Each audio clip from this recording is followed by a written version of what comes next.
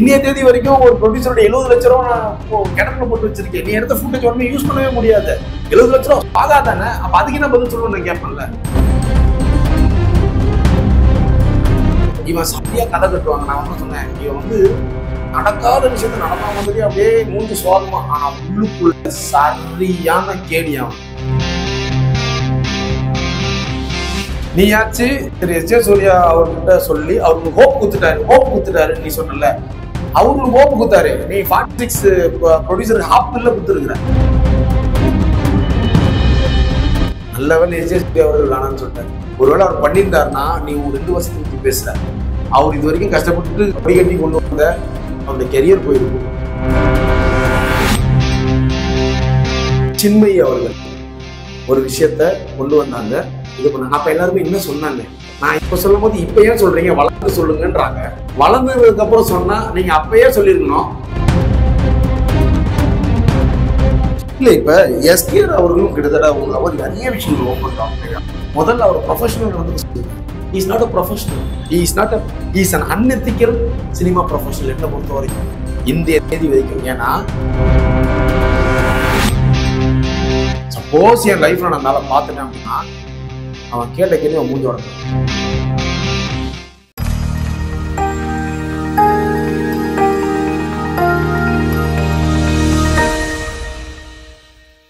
Cinema நேயர்களுக்கு வணக்கம். இன்னைக்கு நம்ம கூட வந்து பாத்தீங்கன்னா பீச்சாங்காய் பரோல் அண்ட் என்னங்க சார் உங்க சட்டம் ஆரியமலா, இந்த படத்தோட கதாநாயகன் RS கார்த்தி அவர்கள் நம்ம கூட இணைஞ்சிருக்காங்க. அது மட்டும் இல்லாம ரீசெண்டா இன்னைக்கு சோசியல் மீடியால நிறைய விஷயங்கள் வெளிப்படையாக உண்மைத்தன்மை கொண்டு பேசிட்டு வரதா வந்து ஒரு தகவல் வந்துட்டு இருக்கு. இன்னைக்கு நேரடியா அவரை நம்ம சந்திச்சிருக்கோம். இன்னும் பல தகவல் தெரிஞ்சுக்கலாம் வாங்க. வணக்கம் பிரதர். வணக்கம் பிரதர்.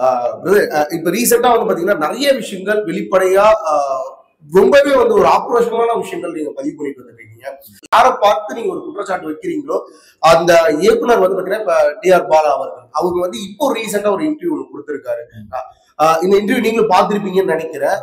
இப்ப அவர் வைக்கிற கருத்துக்கும் அந்த நீங்க சொல்ற விஷயத்துக்கும் வந்து பாத்தீங்கன்னா நிறைய முரண்பாடான விஷயங்கள் நாங்க பாக்குறோம். எஸ்.ஜே. சூர்யா அவர்கள் வந்து பாத்தீங்கன்னா அவரை வந்து 2 வருடங்கள் வந்து பாத்தீங்கன்னா அலக்களிச்சது உண்மை அப்படின்ற மாதிரி அவர் பேசுறாரு. நீங்க வந்து பாத்தீங்கன்னா இல்ல அவர் அப்பவே வந்து மெசேஜ் போட்டாரு. நான் அப்படி பேசல. நான் எப்படி சொன்னேன் அப்படின்னா, ஃபர்ஸ்ட் டி.ஆர். பாலா அப்படின்ற ஒரு ஃப்ராடுன்றத பதிவு பண்ணணுன்றதுக்காக மட்டும்தான் நான் வந்தேன். எப்படின்னா அவன் அந்த ஸ்டேஜ்ல பேசுனது என்ன தெரியுமா, என் 2 வருஷம் போச்சுன்றது, ஏன் இங்க நிறைய பேருக்கு 10 வருஷம்லாம் போயிருக்கேன், அது மேட்ரே இல்லை. அவன் நான் எங்கதான் என்னை வந்து அவரு ஹோட்டல்லயே அப்படியே எங்க ப்ரொடியூசர் விட்டு போயிட்டாரு, நான் அங்கிருந்து இது வரைக்கும் நடந்து வந்தேன் அப்படின்னு சொல்லி ஒரு சென்டிமெண்ட் ஒன்று கிரியேட் பண்ணால, அது பொய்ன்ற. ஏன் அப்படின்னா எஸ்.ஜே. சூர்யா அவர்கள் வந்து ரொம்ப தெளிவா அவர்கிட்ட வாட்ஸ்அப்ல இவருமே கேட்டிருக்காருன்னா, சார் நான் எனக்கு வந்து புது ப்ரொடியூசர் கிடைச்சிருக்காங்க, நம்ம எப்போ சார் ஸ்டார்ட் பண்ணலாம், நீங்க சொல்லுங்க, ஃப்ரீ டைம்ல இருக்கு சொல்லுங்க சார், டிஸ்கஷனுக்கு வரேன். அவர் தான் அந்த மெசேஜ்ல போட்டிருக்காரு. அதுக்கு வந்து எஸ்.ஜே. சூர்யா அவர்கள் என்ன தெளிவா போட்டிருக்காரு அப்படின்னா, இந்த மாதிரி சார் இந்த மாதிரி உங்க கதை நல்லா இருக்கு, பட் உங்களுடைய ஸ்கிரீன் பிளேவும் அப்புறம் என்ன டயலாக்ஸும் எனக்கு பிடிக்கல, அதனால நீங்க வேற நடிகரை பார்த்துட்டு போங்க அப்படின்னு. இவரு என்ன பண்ண, தேங்க்யூ சார்னு போட்டார். என்னுடைய கேள்வி டி.ஆர். பாலா கிட்ட என்னன்னா, லாஜிக்கா கேட்கிறேன், மெசேஜ் போடுறதுக்கு முன்னாடி நீங்க அவரை பார்த்துருந்தீங்க அப்படின்னா அவர் தான் உங்களை நடக்க விட்டார்ல, நீங்க தான் அப்படியே மனசு வந்து அவ்வளவு மாதிரி சீன்லாம் போட்டீங்கல்ல, அப்புறம் ஏன் மறுபடியும் எனக்கு புது ப்ரொடியூசர் கிடைச்சிருக்காங்க என்கிட்ட படம் பண்ணுங்கன்னு கேட்டீங்க, ஓகேவா? இதே அவர் வந்து மெசேஜ் போட்டதுக்கு அப்புறம் இவர் போயிருந்தாருன்னா அவர் தான் முதல்ல தெளிவா சொல்லிட்டாரு, மெசேஜ் போட்டாரு, எனக்கு அந்த படம் பண்ண விருப்பம் இல்லை, வேணான்னு சொல்லிட்டாரு. அப்புறம் எதுக்கு நீங்க திரும்ப போறீங்க? நீ வந்து ஒரு விஷயத்த சொல்ற, அதுக்கு இந்த அந்தனன்னு ஒருத்தன் இருக்கான் இல்லையா, அவன் என்ன பண்றான் அப்படின்னா எல்லாம் தெரிஞ்ச மாதிரி ஒண்ணு பேசுறான். அந்த இப்ப நீங்க சொன்ன அந்த வீடியோல நான் கேட்கிறேன், எப்படி சொல்றாருன்னா, நான் வந்து ஏதோ ஒரு ஹீரோன்னு சொன்னேன், எஸ்.ஜே. சூர்யா வந்து அவரே வந்து அவசரப்பட்டு இது கொடுத்தா நான் என்ன பொறுப்புன்னா, அவர் அந்த வெளிப்படையா பேர சொன்னதுக்கு அப்புறம் தான் அவர் சொல்றாரு. அவருடையும் இந்த டி.ஆர். பாலா அனுப்பல. இப்ப அந்தனன் வந்து எஸ்.ஜே. சூர்யா அவருடைய பேரை சொன்னதுக்கு அப்புறம் எஸ்.ஜே. சூர்யா அவர் என்ன பண்றாருன்னா அவர் பக்கத்துக்கு நியாயத்தை அவர் கமிச்சிட்டாரு. இந்த பிரஸ் மீட்ல வந்து கேக்குறாங்க, சார் இந்த மாதிரி எஸ்.ஜே. சூர்யா சார் தான் அந்த ஹீரோன்னு சொல்றாங்க, நீங்க என்ன சொல்றீங்கன்னா, யாரும் சொல்றதுக்கு நான் எப்படி பொறுப்பேற்றுக்க முடியும்னு அவன் சொன்னானா இல்லையா? எஸ், நீ ரொம்ப யோக்கியமா இருந்தீங்கன்னா, நீ அவ்வளவு நல்லவனா இருந்தீங்கன்னா அங்கேயே நீ சொல்லியிருக்க வேண்டியது தானே. படம் எப்படின்னா இப்படி சிம்பத்திலே போயிடலாம், படம் ஓடிடும், ஏதாவது பண்ணுவாங்கன்ட்டு. இப்ப படம் ஓடல என்ன ஆகி போச்சுன்னா, சரி பழிய தூக்கி யார் மேல, நான் தான் சொன்னேன், அவன் வந்து பழிய வந்து யார் மேல போடுறதுன்றதான் அவன் பார்க்க. அந்த இவர் வந்து கேட்டாரு, சார் ஒரு நடிகர் வந்து 2 வருஷத்துக்கு முன்னாடி ஒரு படம் அவங்க வந்து கதை கேட்கறாங்க பிடிச்சிருக்குன்னா அது ட்ரெண்ட் மாதிரி இருக்கு, அவங்க மாத்திக்கலாம் இல்லையா? அது அவருடைய உரிமை இல்லையா? உரிமைங்க. பட் என்னோட 2 வருஷம் வேஸ்ட் ஆச்சு இல்லை அப்படின்னு கும்பிடுறான்ல, அவன்கிட்ட நான் ஒன்னே ஒண்ணு கேட்கிறேன், அவனை பார்த்தே கேட்கிறேன், அவன்கிட்ட ஒன்னே ஒண்ணு கேட்கிறேன். 46 ஒரு படம் 2018 பூஜை போட்டு ஸ்டார்ட் ஆகுது. இத்தனைக்கும் இத பத்தி இன்னொன்னு எனக்கு இப்ப வருது. இப்ப ரீசன் இந்த என்ட்ரில கூட அந்த 46 மூவியை பத்தி எதுவுமே பேச மாட்டான். ஏன்னா அதை பத்தி பேசணும்னு கிழிச்சிருவாங்க, உண்மை எல்லாம் புட்டு உளுந்துரோட இவனை பத்தி, இவனுடைய ஃப்ராடு தனத்தை. நான் என்ன கேட்கிறேன் அப்படின்னா, நீயாச்சு திரு எஸ் ஜே சூர்யா அவர்கிட்ட சொல்லி அவருக்கு ஹோப் குத்துட்டாரு நீ சொன்னல, அவருக்கு ஹோப் குத்தாரு. நீ 46 ப்ரொடியூசருக்கு ஹாப் இல்ல குத்துருக்குற.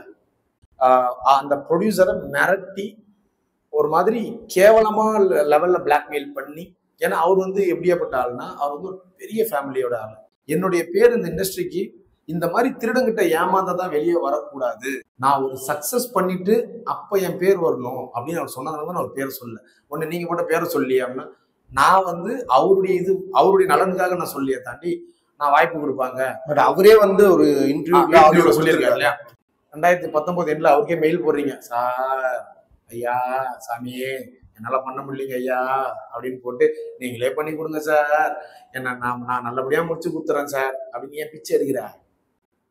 ஓகேவா? அவர் என்ன சொல்றாரு, எப்பா சங்காத்தமே வேணான்னு விட்டாரு. அப்புறம் நீ இது 2019 மெயில் அனுப்புறான், ஓகேவா? இப்ப 2020 எஸ் ஜே சூர்யா, அப்போ நீ அதுக்கிட்டே அந்த கதையை ரெடி பண்ணிட்டியா? இந்த பிட்வீன் கேப்ல தான் 2 வருஷம் இப்ப 2020 வந்து அவங்க அந்த வீடியோல சொன்னது என்னன்னா, 2020 நான் எஸ் ஜே சூர்யா அவர்கிட்ட வந்து சொன்னேன், அவர் 2022 வேணான்னு சொன்னாரு. சரிப்பா, அவர் வேணான்னு சொன்னாரு, நான் இங்க பேச வந்து அவர் வேணான்னு சொன்னா அவருடைய உரிமை. ஏன்னா உன்னை பத்தி தெரிஞ்சிருக்கோம், நீ ஒரு திருட்டு போய் ஒரு நடிகன் கதையை ஏத்துக்காத அவங்க. அப்ப நீ வந்து அவங்க வேஸ்ட் பண்ணிட்டாங்க நீ சொல்ல முடியாது. ஏன்னா நீ இன்னைய தேதி வரைக்கும் ஒரு ப்ரொடியூசரோட 70 லட்ச ரூபா கிடப்புல போட்டு வச்சிருக்கேன், நீ எடுத்த ஃபுட்டேஜ் ஒண்ணுமே யூஸ் பண்ணவே முடியாது. 70 லட்ச ரூபா சுவாகா தானே, அப்ப அதுக்கு என்ன பதில் சொல்லணும் நான் கேட்பேன்ல. நீ நந்து வந்தேன்னு சொன்னியே ஜெயிலர் போட ஆடியோ லான்ச்ல திரு ரஜினிகாந்த் அவர்கள் சொன்ன கதையை அப்படியே இவன் சரியா கதை கட்டுவாங்க. நான் வந்து சொன்னேன், இவன் வந்து நடக்காத விஷயத்த நடந்த மாதிரி அப்படியே மூஞ்சி சோகமா, ஆனா உள்ளுக்குள்ள சரியான கேடி. அவன் நல்ல வேலை எஸ் ஜே சூர்யா அவர்கள் வேணான்னு சொல்லிட்டார். ஒருவேளை அவர் பண்ணியிருந்தாருன்னா, நீ 2 வருஷத்தை பத்தி பேசுற, அவர் இது வரைக்கும் கஷ்டப்பட்டு கொடி கட்டி கொண்டு வந்த அவருடைய கெரியர் போயிருக்கும். இல்ல எனக்கு என்ன ஒரு இப்ப அவர் வந்து பிரஸ் மீட்ல ஒரு படம் ப்ரொமோஷன்ல ஓகே வாட் எவர் ஒரு எமோஷனலா ஒரு விஷயங்கள் பதிவு பண்ணதாவே இருக்கும். பட் டிஆர் பாலா மேல ஆர்எஸ் கார்த்தி அவர்களுக்கு இந்த அளவுக்கு கோபம் வர வேண்டிய காரணம் என்ன? இல்ல இது தவிர்த்து வேற ஏதாச்சும் உங்களுக்குள்ள பர்சனலா ஏதாச்சும் ஒரு விஷயம் நடந்திருக்கா? டிஆர் பாலா மேல எனக்கு இருக்கக்கூடிய ஒரே ஒரு கோபம் ப்ரொஃபஷனல் கோபம் தான். என்னன்னா, அவன் பார்த்தா நீங்க இண்டஸ்ட்ரியில பல பேர் மேல கோவப்பட வேண்டிய அதான் நான் பண்ணிக்கிட்டு இருக்கேன். அதாவது நீங்க கேக்குறீங்களா, நீங்க ஏன் இவ்வளவு ஆக்ரோஷமா ஒருத்தனுக்கு ஒரு கோபம் இருந்துச்சு அப்படின்னா அந்த கோபத்தை உடனே வெளிப்படுத்திட்டாங்கன்னு வச்சுக்கோங்களேன், அது நார்மலா இருக்கும். ஆனா அதே நீங்க நாளாக வச்சீங்கன்னா அது பிளாஸ்ட் ஆகும். எல்லாருக்குமே அப்படிதான். என்னால 4 வருஷத்துக்கு மேல வச்சுக்க முடியல. சரி, சிம்பிளா கேட்கிறேன், சின்மயி அவர்கள் ஒரு விஷயத்த கொண்டு வந்தாங்க, இது பண்ணாங்க. அப்ப எல்லாருமே என்ன சொன்னாங்க அவங்கள, நீங்க இதை அப்பயே சொல்லியிருந்திருக்கணும்ல. அப்போ நான் இப்ப சொல்லும் போது இப்ப ஏன் சொல்றீங்க, வளர்ந்துட்டு சொல்லுங்கன்றாங்க. வளர்ந்ததுக்கு அப்புறம் சொன்னா நீங்க அப்பயே சொல்லிருக்கணும். இல்ல இது வந்து ஆர்எஸ் கார்த்தி அவர்கள் வந்து இண்டஸ்ட்ரிக்கு ஒரு அன்ஃபிட்டான ஒரு விஷயம் பண்றீங்களோன்னு. எஸ் நான் உண்மையா சொல்றேன், நான் சினிமாக்காரன் கிடையாது. சினிமாக்காரங்க எப்படி தெரியுமா,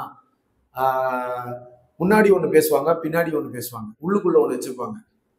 ஓகேவா? நான் அப்படி கிடையாது. எனக்கு உங்களை பிடிக்கலையா, உங்களை பிடிக்கலன்னு சொல்லிட்டு உங்ககிட்டயே சொல்லுவேன். ஏன் அப்படி சொல்றேன்னு கேளுங்களேன். நான் அந்த வீடியோ பேசினேன்ல, அந்த வீடியோ லிங்க் எடுத்து நான் யாருக்கு அனுப்புறேன் தெரியுமா, அந்த நடுக்கே அனுப்புறேன். உன்னை பத்தியே பேசியிருக்கேன் பாரியா, ஓகேவா? டிஆர் பாலாஜி அனுப்புறேன், உன்னை பத்தி பேசியிருக்கேன் பாரு. இல்ல இது வாண்டடா ஒம்புல அப்படி இல்ல, உன்னை பத்தி நான் மூஞ்சதுக்கும் சொன்னேன், டிவிலயும் சொல்றேன். இல்ல இப்ப எஸ்டிஆர் அவர்களும் கிட்டத்தட்ட உங்களை நிறைய விஷயங்கள் ஓபன் டாக், அவரோட கெரியர் எந்த இடத்துல டவுன் ஆச்சு, இப்ப எவ்வளவு விஷயங்கள் அவரே வந்து சில விஷயங்கள் பேசுறாரு. நான் ஒண்ணு கேட்கிறேன், எஸ்டிஆர் அவர்கள் கெரியர் டவுன் ஆனதுக்கு காரணம் ஓப்பனா பேசினதா இல்ல ஷூட்டிங் ஒழுங்கா வராதுதா? முதல்ல அவர் ப்ரொஃபஷனல் நடந்துக்க சொல்லுங்க. Is not a professional, is an unethical cinema professional என்ன பொறுத்த வரைக்கும், இந்திய தேதி வரைக்கும். ஏன்னா முந்தா நேத்து நான் ஒரு சேனல்ல அவரை பத்தி பேசியிருக்கேன், ஓகேவா? அவருடைய பிஆர்ஓ விட்டு அவருடைய போர்ஷனை மட்டும் கட் பண்ண வச்சிருக்காங்க. Is that professional? உங்களால நான் சொன்ன விஷயம் பொய்ன்னு மறுக்க முடியல, ஆனா நான் பேசின உண்மையை மறைச்சிங்க பாத்தீங்களா, அங்கேயே தெரிஞ்சு போச்சு யார் பக்கம் உண்மை இருக்கு, யார் பக்கம் பொய் இருக்கு. இல்ல அதே மாதிரி நீங்க அந்தணன் அவர்களையும் நீங்க பேசும்போதா இருக்கட்டும், டிஸ்பிளே பத்தி பேசும்போதா இருக்கட்டும், இவங்க எல்லாருமே வந்து பாத்தீங்கன்னா உண்மையை பேசுறதுல இவங்க எல்லாரும் வந்து பொய் இதுமாதான் பேசிட்டு இருக்காங்க. காசு வாங்கிட்டு பேசுறவங்களுக்கு பதில் சொல்ல விருப்பப்படலன்ற மாதிரி நீங்க சொன்னீங்க. என்ன ரீசன்? எங்க இருந்து ஆரிஜினேட் ஆச்சுன்றதை நான் சொல்றேன். நான் ஹெச்பியில் ஒர்க் பண்ணிட்டு இருக்கேன். ஒர்க் பண்ணிட்டு இருக்கும் போது ஸ்ரீகாந்த் என்னுடைய ஃப்ரெண்டு. அப்போ அந்த ஸ்ரீகாந்த் வந்து சொன்னா, டேய் நீ நல்லா நடிக்கிறியாடா, நீ ஏன்டா சினிமாவுக்கு ட்ரை பண்ணுவான்னு. இல்லடா நான் ஆல்ரெடி ட்ரை பண்ணிட்டு தான் ரிட்டர்ன் வந்திருக்கேன், நான் தப்பா ட்ரை பண்ணிட்டேன், எனக்கு ட்ரை பண்ண தெரியல அப்படின்னு சொல்லும் போது, பட் ஆனா ஒண்ணுடா, நான் சாகிறதுக்குள்ள இந்த சினிமால ஒரு ஃப்ரேம்ல ஒரு சீன்லயாச்சு வயசான கேரக்டர்ல நடிச்சுட்டு தானே நான் சாவேன் நான் சொன்னேன். அதை அவனுக்கு ஏதோ இம்பாக்ட் பண்ண உடனே இதை போயிட்டு அந்த கர்ணன் மாரியம்மன் சொல்லியிருக்கான். அவன் என்ன பண்ணியிருக்கான், ஓ அப்படியேப்பட்ட ஆளா, நமக்கு ஒரு அடிமை சிக்கிட்டான்றது அவன் மைண்ட் வாய்ஸ்ன்றது எனக்கு தெரியல. அப்போ இந்த மாதிரி சொல்றாங்க, அந்த படத்துக்காக இது பண்றாங்க. டேரக்டர் கூப்பிட்டு போய் காமிச்சாங்க, சார் நம்ம இதுக்கு இவனெல்லாம் ஹீரோலாம் செட் ஆகணும், வேணா ஃப்ரெண்டா போடலாம்னால பரவாயில்ல கேமரா முன்னாடி நிற்கிறோம் ஆசை இல்லை அப்படின்னு சொல்லிட்டு சந்தோஷமா இருந்தேன். அப்புறம் என்னன்னா, பட் சினிமா டக்குன்னு கிடைச்சிடாதுப்பா, நீ வந்து தொடர்ந்து என்ன ஃபாலோ பண்ணே இருக்கணும். சரிங்க சார் அப்படின்னு சொல்லிட்டு 1 மாசம் ஆச்சு, 2 மாசம் ஆச்சு, என்ன வச்சுட்டு அந்த படத்துக்கு ஹீரோ தேடிட்டு இருக்காங்க. நான் அவரை என் பைக்ல தான் கூப்பிட்டு போறேன், ஏன்னா இந்த கர்ணனால பண்ண முடியாது, ஏன்னா எனக்கு ஐடியில் வேலை பார்க்குறேன், எனக்கு சம்பளம். நான் என்ன பண்ண, ஓகே சம்பளம் இருக்கு, நமக்கு செலவு பண்ணதான் இருக்கு அப்படின்னு சொல்லி நான் அந்த இதுல போகும்போது ஹீரோ ஃபிக்ஸ் பண்ணிட்டாங்க, ஹீரோயின் ஃபிக்ஸ் பண்ணிட்டாங்க, ஃப்ரெண்ட் கேரக்டர்லாம் ஃபிக்ஸ் பண்ணிட்டாங்க. அப்புறம் நமக்கு என்ன ரோல் கொடுப்பாங்க அப்படின்னு யோசிச்சுட்டே இருக்கும்போது தான் அந்த ஆள் சொல்றாரு, எல்லாம் ஃபிக்ஸ் பண்ணிட்டு உங்களுக்கு நடிக்க தெரியுமா அப்படின்ட்டு 6 மாசம் கழிச்சு கேட்கிறாரு. இதை டிஆர் பாலாக்கும் சொல்றேன். ஏன் அப்படின்னா, நீ டைம் வேஸ்ட் ஆச்சு என்ன ஹோல்ட் பண்ணாங்கன்னு சொன்னேன். 6 மாசம் கழிச்சு அந்த ஆள் என்ன கேட்கறேன், உங்களுக்கு நடிக்க தெரியுமா அப்படின்னா, சார் நீங்க சொல்லுங்க சார் நான் நடிக்கிறேன், உங்களுக்கு தான் ஸ்கிரிப்ட் தெரியும்ல, அதனால நீங்களா ஒரு சீன் யோசிச்சுட்டு வந்து நான் நடிச்சு காமிங்க. ஆனால் நான் வந்து கூட இருக்கான்றதுனால நான் சான்ஸ் கொடுக்க முடியாது, நடிக்க தெரிஞ்சா நான் வாய்ப்பு கொடுப்பேன். ஐ மீன் அந்த 6 months யூஸ் பண்ணிட்டு இது கூட தெரியாத இதுவான சரி சார், ஏன்னா நான் என்ன சொன்னேன், நான் அடிச்சு நான் பண்றதுக்கு எனக்கு பண்ணுவோம் அப்படின்ற மாதிரி போனேன். அடுத்த நானே ஒரு சீக்வன்ஸ் யோசிச்சேன். அந்த சீக்வன்ஸை நடிச்சு காமிச்ச உடனே அசிஸ்டன்ட் டைரக்டர் ரஞ்சித் அண்ணன் ஒருத்தர் இருந்தாரு, பாண்டியன் ஒருத்தர் இருந்தாரு, இந்த ஆள் நடிச்சிருக்கா கை தட்டாங்க. அந்த ஆளுக்கு மூஞ்சில செருப்பு அடிச்ச மாதிரி ஆகிப்போச்சு. இன்னும் சொல்ல முடியல, சரி சொல்றேன் அப்படின்னு. அப்புறம் நீ வந்து ஹீரோயினுக்கு அண்ணனா பண்ணு, வில்லன் நீ தான், வில்லன் ரோல் நெகட்டிவ், மீசை வேற எப்படி நல்லா. ஆக்சுவலா அந்த படத்துக்கு அந்த மீசை வைக்கணும்னு நான் தான் வச்சேன். அதுக்கப்புறம் தான் சிங்கமே வருது. ஏன்னா இது 2011 ஷூட் எடுத்துட்டேன். ஓகே, ஃபர்ஸ்ட் 10 நாள் எனக்கு ஷூட்டே இல்லை. ஆனா நான் பாட்டு ஜாலியா ஆத்துல குளிக்கிறது, நம்ம ஃப்ரெண்ட்ஸ் ஷூட்டிங் ஸ்பாட்டுக்கு போய் என்னன்னா, எல்லாரையுமே ஹீரோ அவரெல்லாம் வந்து லேட்டா தான் எழுப்புவாங்க, நாங்கெல்லாம் வந்து எடுபுடி. எனக்கு அது எடுபுடி மாதிரியே தெரியல. ஏன் தெரியுமா, நான் ஜாலியா இருக்கேன், ஷூட்டிங் ஸ்பாட்டு சினிமா அப்படின்னு சொல்லிட்டு கேனத்துக்கிட்டு போறேன், சாப்பாடு எடுத்துட்டு வந்து போடுறேன், எல்லாம் பண்றேன். ஆனா அந்த எனக்கு ஒரு நாய்மார் பார்த்திருக்கான், யாரு இந்த கர்ணனையும் சேர்த்து நாய்மார் பார்த்திருக்கான்றது எனக்கு அப்ப தெரியல. அப்போ தெரியுது. டப்பிங்கு எனக்கு ஃபோன் பண்றாங்க ஒரு 6 மாசமோ 8 மாசமோ கழிச்சு, பார்த்தா 15 நாளா நடந்துங்குது டப்பிங்கு. கடைசி 2 மணி நேரம் தான் இருக்கு. அதனால தான் சொன்னா 2 மணி நேரம் தான் இருக்கு, உங்களுக்காக ஒரு நாள் எக்ஸ்டெண்ட் பண்ணணுமா, முடிச்சிருவீங்களா அப்படின்னா. நான் இது வரைக்கும் டப்பிங்லாம் பார்த்ததே இல்லை, ஃபர்ஸ்ட் டைம். ஃபர்ஸ்ட் ஃப்ரேம் போடுறாங்க, டப்புன்னு பேசணுன்னு அவங்கள போய் பார்த்துட்டு நம்பிக்கிட்டு, யோ இதுக்கு முன்னாடி டப்பிங் பேசியிருக்கியான்னு. இல்லைங்க இதாங்க ஃபர்ஸ்ட் அப்படின்னு. உன்னைய பார்த்தா ஃபர்ஸ்ட் மாதிரியே தெரியலையே அப்படின்னு. இல்லைங்க நிஜமா இதாங்க ஃபர்ஸ்ட் அப்படின்னு. சரி பேச அப்படின்னா, சீன் ஓடிக்கிட்டே இருக்கு, நான் பேசிக்கிட்டே இருக்கேன், சீன் ஓடிக்கிட்டே நான் பேசிக்கிட்டே இருக்கேன். 1.5 மணி நேரத்துல என்னோட சீன் மொத்தமா டப்பிங் முடிக்கிறேன். வெளில வரும்போது சொல்றான், இந்த ஆளை ஃபர்ஸ்ட் கூட்டின்னு வர மாட்டீங்களா, 15 நாள் சாவடிச்சிட்டீங்களா அப்படின்னா. அதுக்கு அந்த ஆளு வந்து டைரக்டர் பெருமைப்படல.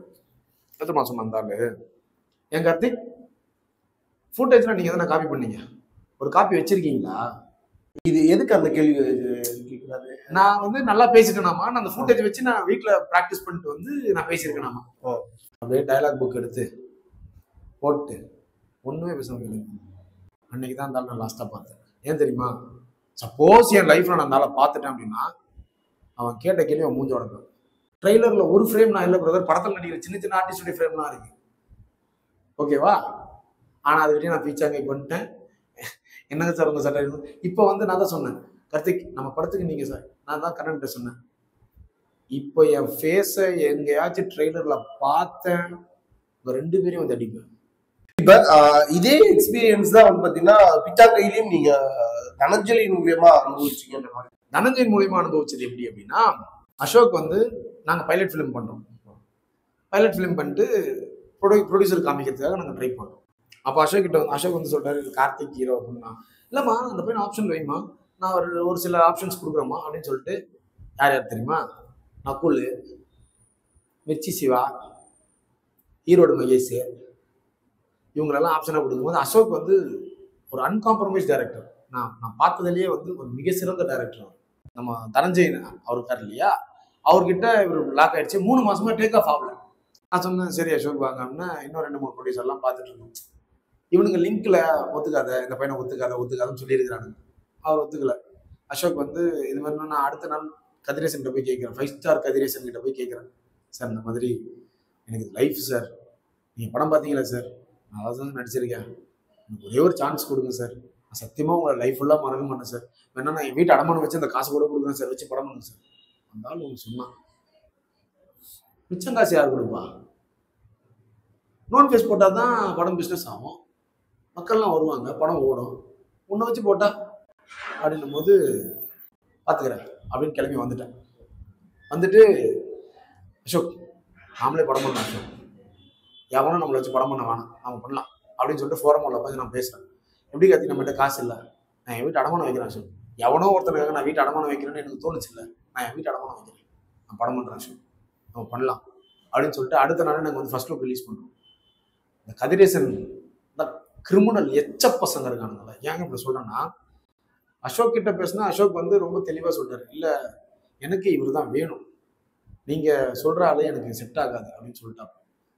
அசோக் இந்த கதிரேசன் என்ன பண்ணுறான், அசோக்குடைய அப்பா நம்பருக்கு ஃபோன் பண்ணி அவங்க வீட்டு எல்லாருக்கிட்டையும் இந்த பையனை வச்சு படம் பண்ணால் அவன் பையன் ஜெயிப்பானலாம் தெரியாது, நான் அவங்க பையனுக்கு 20 லட்ச ரூபா சம்பளம் தரேன்றான், அந்த பையன் வேணான்றான்னு சொல்லிட்டு ஃபேமிலி கிட்ட இருந்து சென்டிமெண்ட்ல அட்டாக் பண்ணுறாங்க. அவங்க வந்து இவருக்கு நீங்கள் ஜெயிச்சிட்டிங்கன்னா இவருக்கு இன்னொரு வாய்ப்பு கொடுக்கலாம்ல அப்படின்னு. ஒருவேளை அந்த மாதிரிலாம் எனக்கு ப்ரெஷர் கொடுத்து தான் நான் மாறி இருப்பேன், ஆனால் அசோக் மாறல, அதனால நான் இவனை வச்சு தான் படம் பண்ண போறேன்னு சொல்ல போது தான் இப்போ தனஞ்சயன் கூப்பிட்றாப்ல.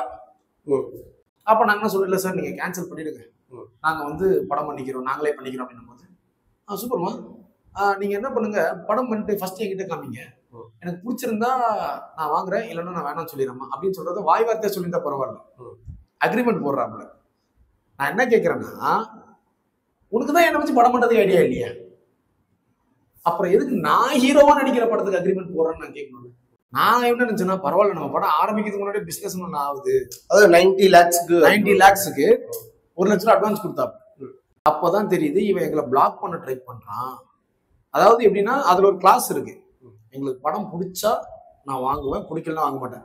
அப்புறம் என்ன வெங்காயத்துக்கிட்ட அக்ரிமெண்ட் போட்டேன், நான் படம் பண்ணி எடுத்துட்டு வரேன் பாரு, பிடிச்சா வாங்க, பிடிக்கலன்னா வாங்காத, அதை விட்டு படம் எடுக்க மாட்டேங்குது அக்ரிமெண்ட் போட்டேன்.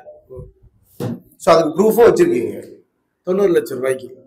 உடனே நாங்க என்ன பண்ணா, அவன் வந்து ஃபர்ஸ்ட் காப்பி ரெடி பண்ணதுக்கு அப்புறம் படம் முடிச்சதுக்கு அப்புறம் படத்தை பார்த்தேன்.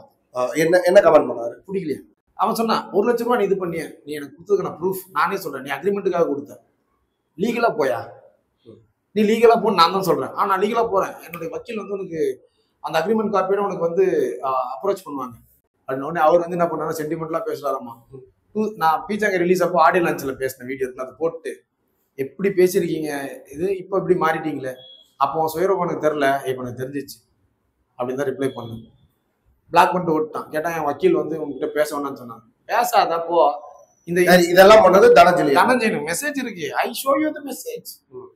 ஓகே, இப்போ இது இப்போ எல்லாமே இந்த வீடியோ அந்த இன்டர்வியூக்கு அப்புறம் சிவி குமாரை பத்தி இருந்தாலும் சொன்னான்ல, அது சொல்லும் போது தான் சொல்றான், உனக்கு ஹாலுசினேஷனாமா, நான் அப்படி சொல்லவே இல்லையாமா.